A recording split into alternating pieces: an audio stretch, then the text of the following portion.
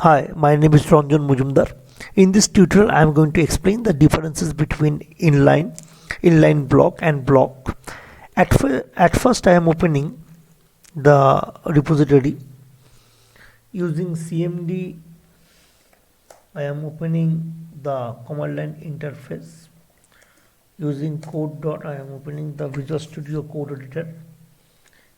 You can see the basic HTML page or base HTML page and base CSS page here. At first I am using exclamation sign. Using emit abbreviation, I am opening the template file, base HTML template file. Here I am using an article. Within the article, I am taking 4 span ID A, capital A. I am copying the span and pasting one after another in A, B, C. Okay, I am saving it. Within head, I am importing the style.css in HTML page. Within rel, I am writing down the style sheet href equals to style.css. I am saving it in style.css. You can see the ID of first span is A. We all know for ID we should use hash symbol. Here I am using hash A. Background color red. I am copying it and pasting 3 times.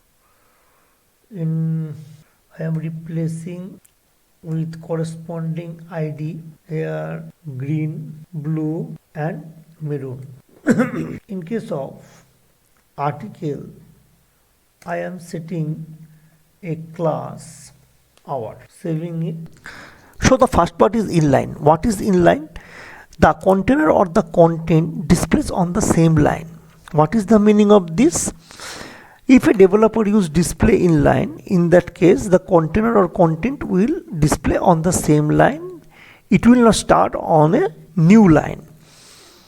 It takes up as much width as its content. Suppose in case of index.html, you can see the element or the container is span and the content is A. So the width of the container is the width of the content in case of display inline. I think you have understood this. No one can set the customized width and height for display inline. Here you can see the class of article is hour. I am setting value as display inline. In case of display inline and background color black. In case of span, I am also using display inline. I am saving it. Okay, you can see the output here. Here background color for hour is not working because I did a mistake here. Okay, now I am saving it and refresh the web page. In case of display inline, the width of the first span is the width of the content A and the width of the second span is the width of the content B and so on. And in case of outer container, that means here our class container article, you can see the width is the summation of the width of all container, all inner container, that means inner span. So the width of the article is the summation of the width of all the span container. If I try to set the customized width and height for outer wrapper or the outer container with 100 px, according to the display inline, we all know that customize width and height will not affect the output. Here I am setting and saving it, and you can see in case of display inline, customize width and height is not impacting on the output. Now in case of span, I am also setting width 100 px and height 100 px. I am saving it. You can see in case of span, it is also display inline, so it will not impact in the output. Now I am erasing this from here and here I am using padding colon 20 px, padding colon 20 px, and I am saving it. Here I have used padding, so I want to check whether padding will work here or not. You can see padding is working. That means in display inline, width and height property will not affect the output, but padding and margin will work. At first I want to show one thing. You can see, okay, at first I am deleting padding from here. I am saving it and refresh the web page. You can see there is a gap between the container and top, and there is also a gap between left viewport and the container. So how can you recover the gap? I am using two element. One is, that means two selector I am using, not element.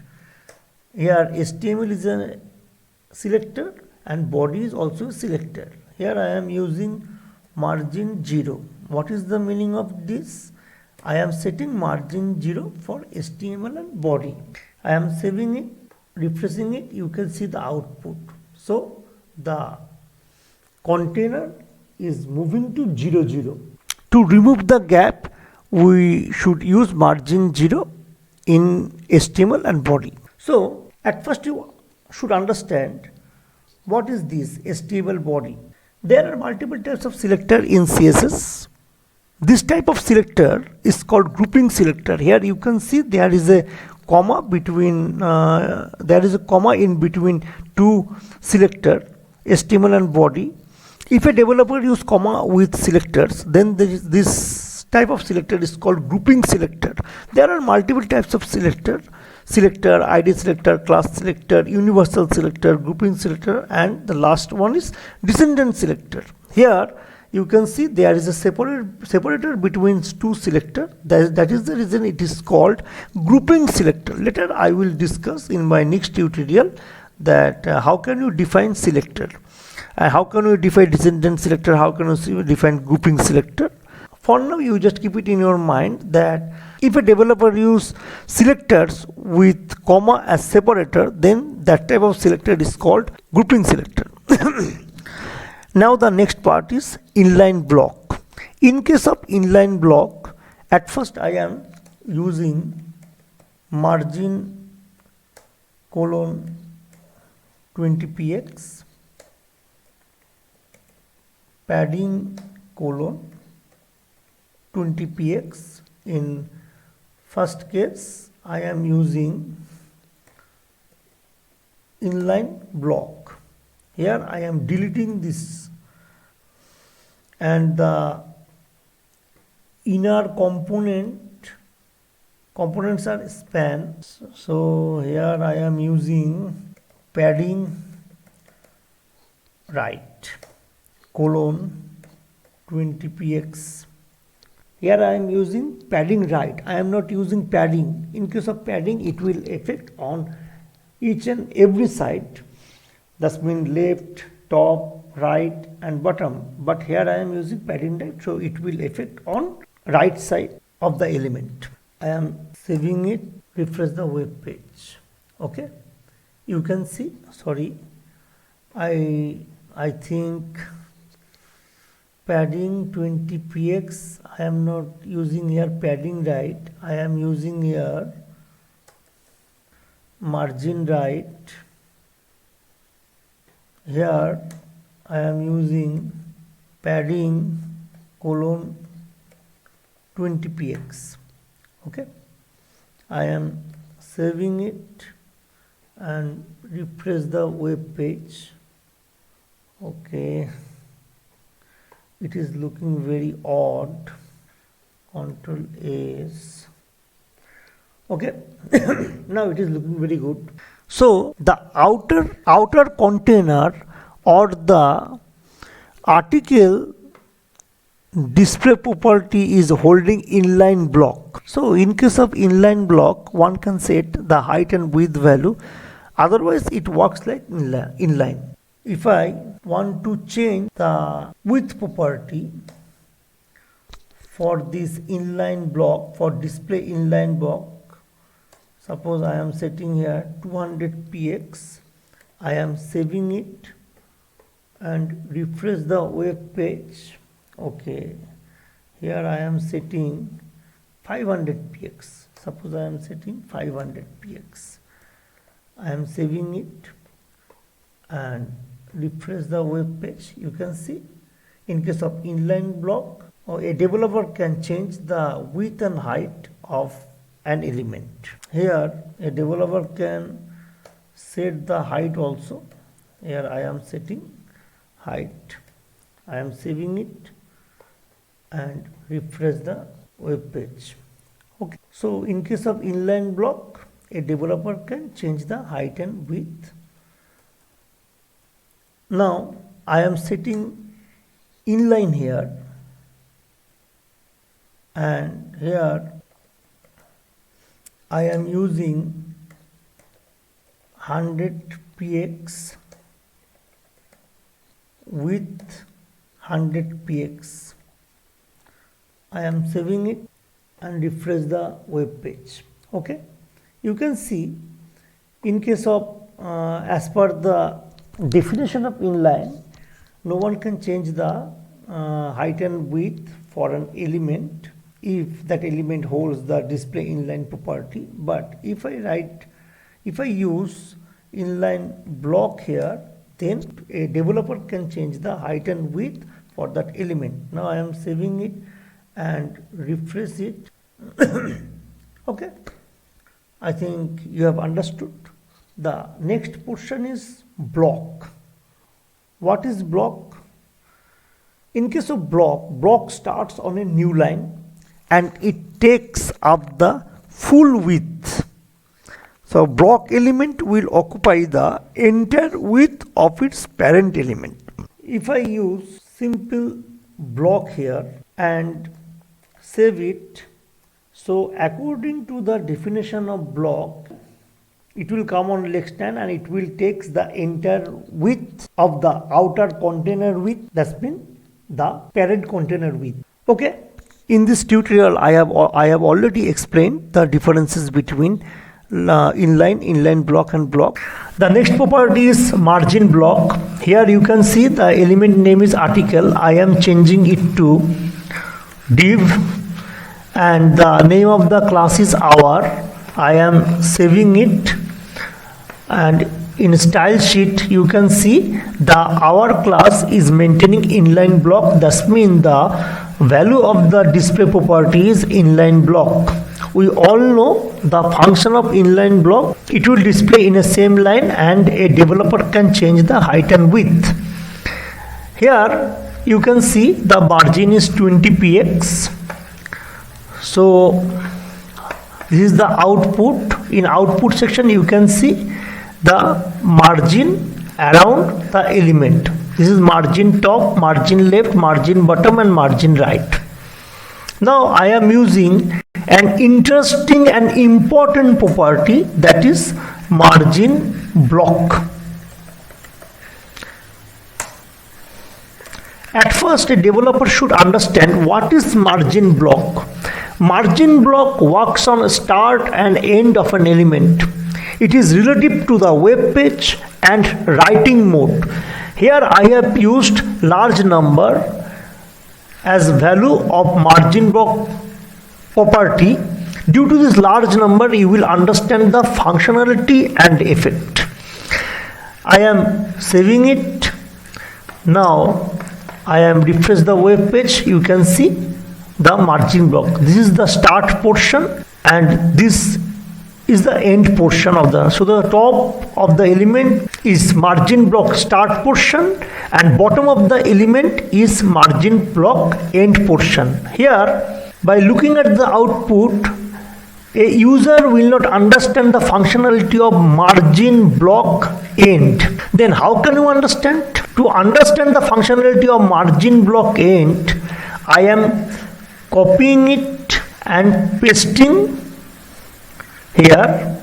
I am changing class hour to hour 1. I am saving it. Here I am using grouping selector. Few minutes before I explained the functionality and the process of grouping selector. Here I am using again hour 1. That's mean hour and hour 1 with comma separator.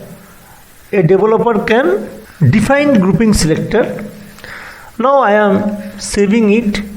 In both cases, that's when hour and hour 1 maintains inline block display. So I am refreshing the web page. You can see in both cases you can understand the functionality of margin block start. That's mean till now you have not understood the functionality of margin block end. Then because we all know that inline block functionality, all the contents will show in a line. Now I am replacing inline block with block and I am saving it. What is the functionality block? In case of block, the content will come on a next line and a block level element occupies entire space of the parent. So look at the output. I am saving it. Now you can understand the functionality of start, margin block start and margin block end. So margin block start is the top of the element and margin block end is the bottom of the element. Now for the first container you will understand the functionality of margin block start and margin block end. Remember, margin block will works on start and end of an element. It will not work left and right position of an element. Here you can see these two are block elements. So these two element or these two content occupies the 100%. That's why 100% means occupies the entire width of the parent. Okay. Now I am using another property, that is margin inline property. Margin inline property, here I am using 50px. In case of margin block, you have already seen margin block works on start and end of an element, whereas margin inline property works on left and right of an element. I am saving it and refreshing the web page. You can see. So margin inline works on left and right of an element. In both cases you can see the margin inline and margin block work. Now what is the difference between margin and margin block? In case of margin, all the properties like margin top, margin bottom, margin left and margin right all are fixed respect to element. But margin block and margin inline are relative respect to element. Now try to understand the concept. This concept is very important and essential. Here you can see the output. Okay, here I have used margin block. So I have already discussed margin block and margin inline. Now I am separately trying to explain the functionality of margin block and margin inline property. We know margin block works on start and end of an element and margin inline works on left and right of an element. At first I am erasing the margin block property from this example. I am saving it. You can show the output here. Okay, both these elements are in 20px margin now. Now I am using margin block start and 100px. That means I am creating margin start of the element means top of the element.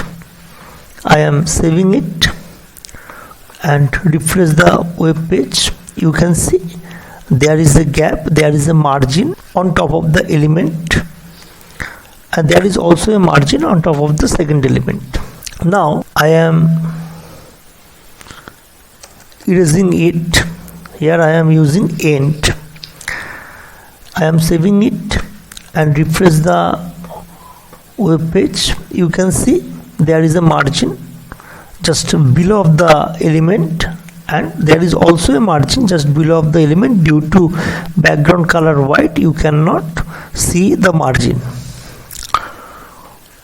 Okay, now I am using another two property, margin inline. We all know that margin inline basically works on left and right of an element. Here I am using margin inline start property. I am saving it, and at first I am not replacing it. You can see the by default margin is 20, and here I have used margin inline start, so it will work on left side of the element.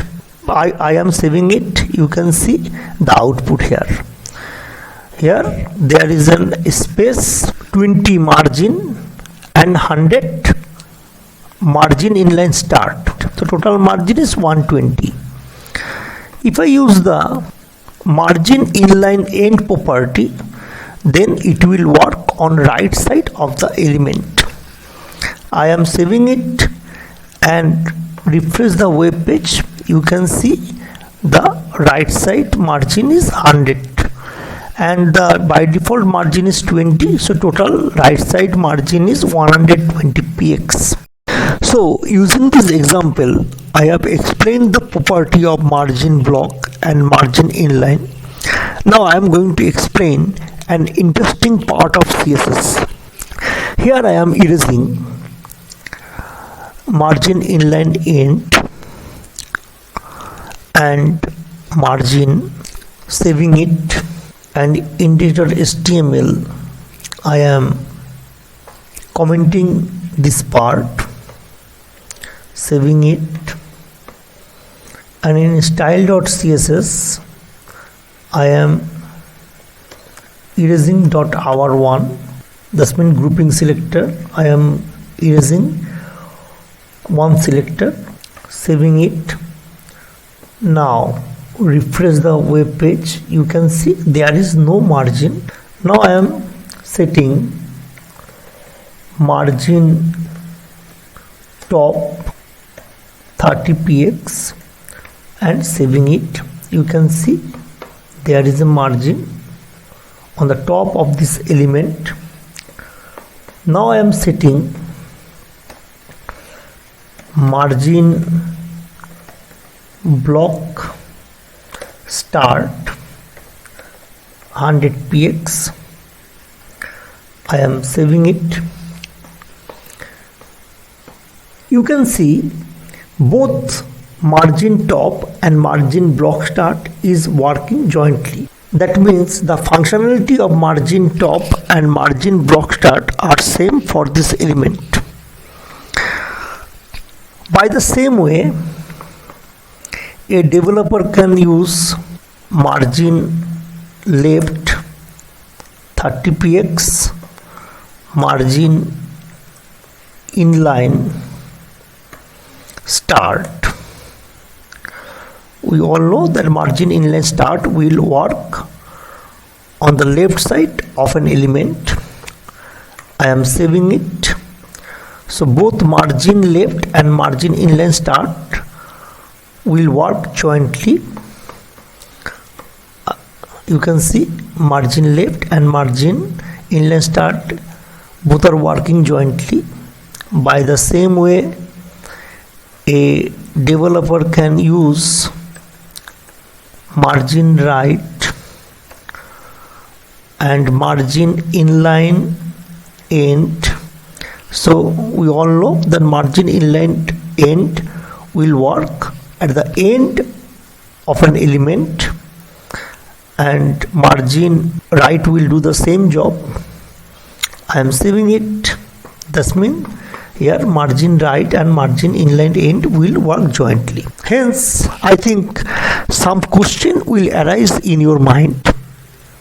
Here you can see I have used margin top and margin block start in same place. By the same way, margin left, margin inline start, and margin right, margin inline end. So the functionality of both of these property are same. So why do you use margin top and margin block start in same example? Is there any difference? The answer is yes. There is a difference.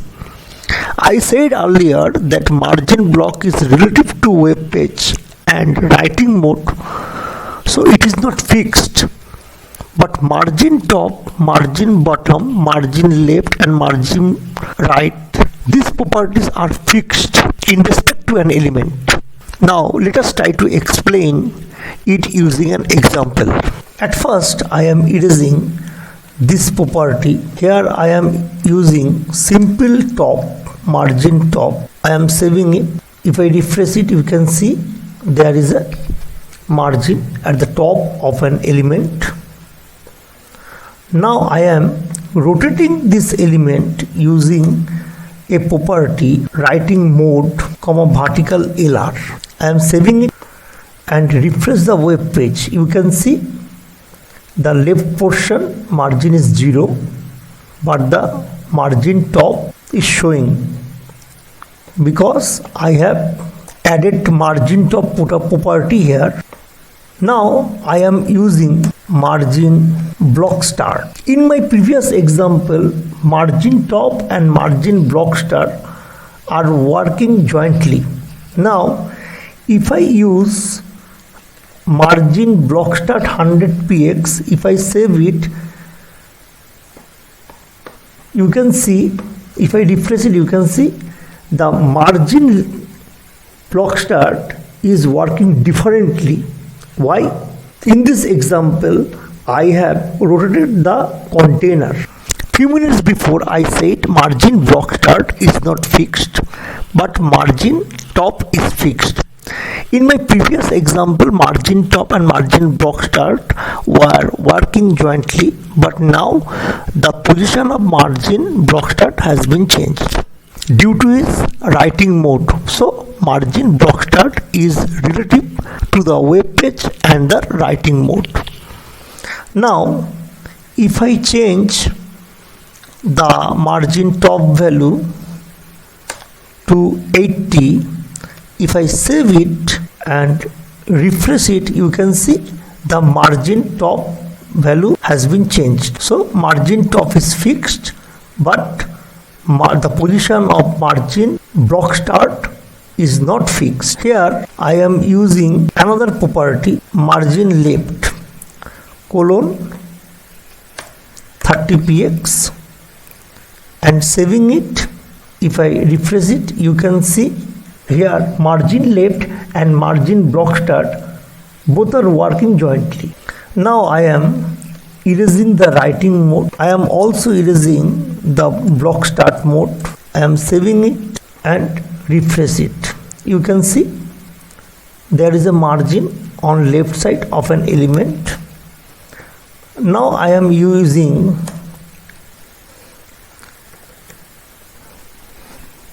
margin block start 100px. If I save it and refresh the web page, you can see the margin block start is working as margin top here, because in this case I have not rotated the element. That means that I have not used writing mode here.